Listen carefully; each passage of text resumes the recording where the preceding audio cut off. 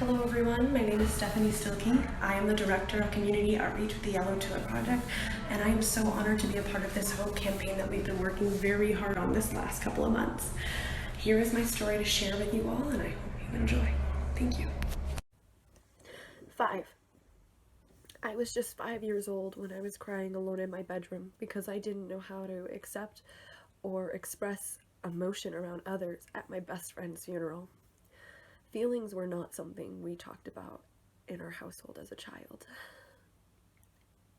8.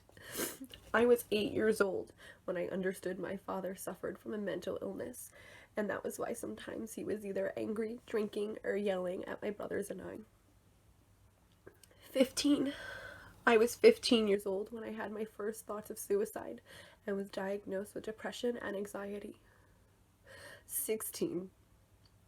I was 16 when I was being told things such as my thighs were too big and to go kill myself. This was the same age I started self-harming. 17. I was 17 when my 15-year-old brother lost his 14-year-old friend to suicide, and I didn't know how to be there for him because how could I be there for someone when I didn't even understand or talk about my own sadness? 19. I was 19 years old when I thought I was experiencing a heart attack and rushed myself to the hospital just to be diagnosed with my very first panic attack, and feeling so silly for rushing so far out to only get that diagnosis. Mental illness does not discriminate, does not wait, and does not go away. On the outside, I may just look like your average girl. In school, I was a straight-A student, an athlete, and involved in many committees and clubs. Taking one look at me, you would never think that I've thought about ending the same life I've invested so much into. 21. I was 21 when I finally opened up to someone about what I'd been going through. My aunt and I were on our way to lunch, having a girls' day, and talking about everything and anything, except our feelings. I decided to take the plunge. I opened up about how I'd been feeling, what I'd been thinking, and what I'd been doing to myself. I felt so nervous, I didn't know whether she was going to judge me or look at me differently because of what I just told her.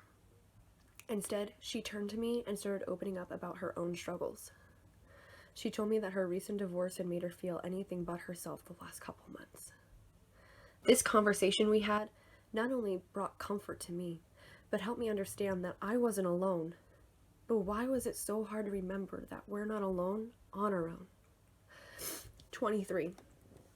I was 23 when I was told I didn't have certain features that would have qualified me to place in the finals of a pageant. Being told that if I had looked a different way, that I would have fit the package, brought back so many different memories, thoughts, and feelings of not being good enough.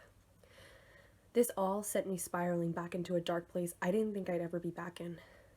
But when looking back at it, the truth of the fact is that depression and anxiety don't just go away.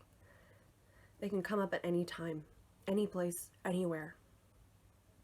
You can manage it and find coping mechanisms, but it never really disappears. It's a constant fight with yourself that no one can see or feel but you.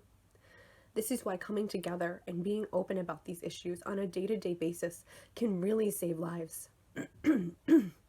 Just knowing you're not alone is sometimes all it takes to help someone get through what they're fighting with. I'm still here today. I've wanted to die, but I am here. The more I think about it, the more it has driven me to want to make sure no one ever feels what I did when growing up. Alone and not enough. I started posting about my struggle on social media.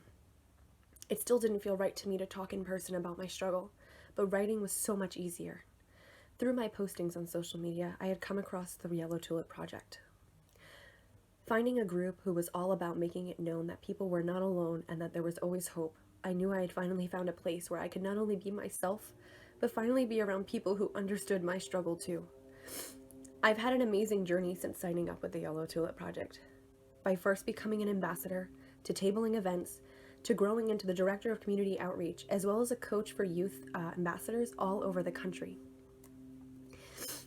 Joining the Yellow Tulip Project has been one of the best steps I've taken to not only help spread awareness, but to let others know they are not alone and we can't talk about this. We can share our stories, and we can overcome and be better than who we were. 24.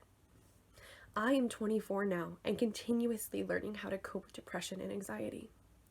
But every day we reach out, we push forward, and we open the door to communicate is a day closer we are to smashing these stigmas and creating a more open place for anyone who has a hard time remembering they're not alone, just like I do myself.